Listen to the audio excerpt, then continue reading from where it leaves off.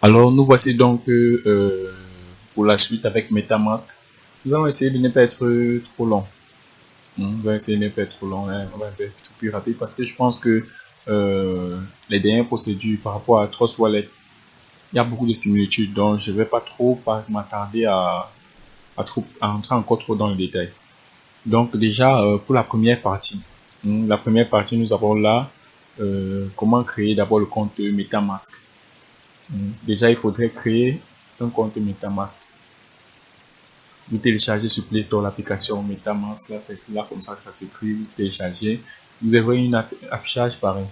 Donc, pour ceux qui avaient un compte et qui ont copié les mots de 12 mots, vous pouvez retrouver votre compte par là. Pour ceux qui n'avaient pas encore créé, vous pouvez juste cliquer sur Create a New Wallet. Et dès lors, vous insérez un mot de passe. Vous confirmez le mot de passe. 8 caractères comme on disait et tout. Mettez un mot de passe. Vous confirmez le mot de passe. Et puis vous dites je comprends toutes les clauses et les conditions et tout. Vous tapez create a password. Puis après on vous donne les 12 mots. Comme normalement ce que vous faites, vous recopiez les 12 mots sur un papier que vous allez retrouver facilement. Au cas où vous perdez votre mot de passe ou bien vous perdez votre téléphone, bien quand vous récupérez votre compte avec ces 12 mots là. Donc vous les gardez très bien. Donc vous recopiez les 12 mots. Et après, on va vous demander de la confirmation par suivant. Donc, vous allez cliquer sur suivant. On va vous demander de classer les mots. Vous allez les classer, c'est là où ils vont confirmer. Vous ouvrez la page d'accueil. La page d'accueil, elle est ainsi. Là, ça veut dire, on dit Get Started. Vous cliquez, on commence et vous avez là Trust Wallet 1. MetaMask est ouvert en fait. MetaMask est ouvert. No thanks. Take your turn. Ok. Vous continuez, vous suivez juste la procédure. Là, c'est juste pour s'ouvrir. Maintenant, lorsque ça va s'ouvrir, voilà comment ça va s'afficher. Voilà Wallet Talk, ça va s'afficher comme c'est là. Avec juste l'Ethereum. Voilà, il y a 0 Ethereum parce qu'il n'y a rien dans le compte. Maintenant, ce qu'il faut faire, c'est rajouter des cryptos. Rajouter au moins pour l'affichage. Et comment est-ce qu'on fait? Vous venez juste là sur Add Token. Vous cliquez sur Add Token, la page suivante s'ouvre. Dès que ça s'ouvre, vous venez du côté de Custom Token. Vous cliquez sur Custom Token. Dès que vous cliquez sur Custom Token, cette autre page s'ouvre. Vous êtes déjà allé sur CoinMarketCap. Vous avez récupéré l'adresse du contrat de votre crypto. Vous la collez au niveau où on dit Token Address. Vous collez. Et puis on demande le symbole. Vous cliquez juste sur suivant. Dès lors que vous allez cliquer sur le suivant, le reste va afficher automatiquement.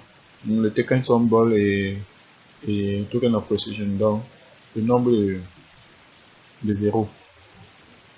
Voilà, j'ai collé l'adresse du Shiba Inu. Je suis allé sur suivant. Chip est une fois sorti et le nombre de 0 après, le nombre de 0 du token. Puis vous cliquez sur Add Token. Dès lors que vous aurez cliqué sur Add Token, ça va s'afficher automatiquement en dessous de l'Ethereum, comme c'était là. Comme c'était là, vous pouvez insérer quel que soit la crypto, vous pouvez insérer un ERC20, vous pouvez insérer un BEP20. Mais sauf qu'au moment de l'achat, pour acheter, vous n'achèterez que des ERC20, puisque nous sommes dans le wallet Ethereum. Avec bon, vous pourrez acheter en passant par au lieu d'utiliser Uniswap, vous allez plutôt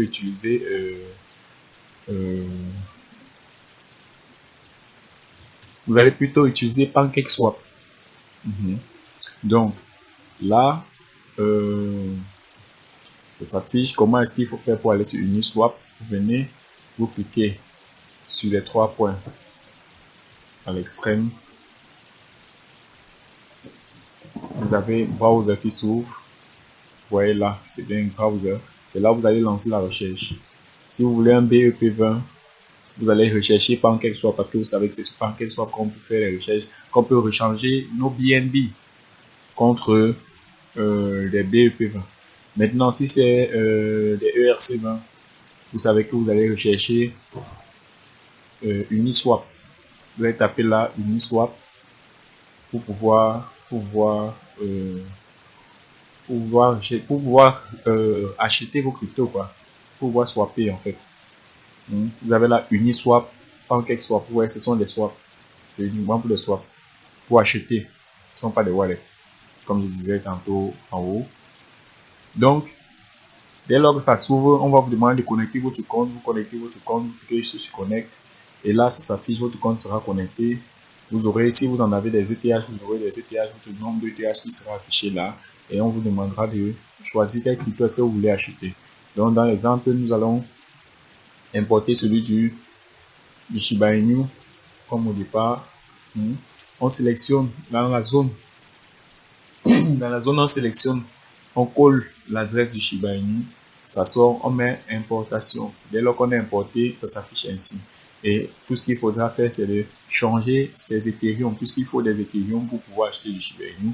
Changer ces Ethereum contre du Shiba Inu. Ça, ce n'est qu'un exemple. Ça pourrait être n'importe quelle crypto. Si vous avez une crypto qui vient de sortir et que c'est une crypto ERC20 disponible, vous venez juste là et puis vous faites votre swap de l'Ethereum contre la crypto que vous avez, la crypto qui vous intéresse.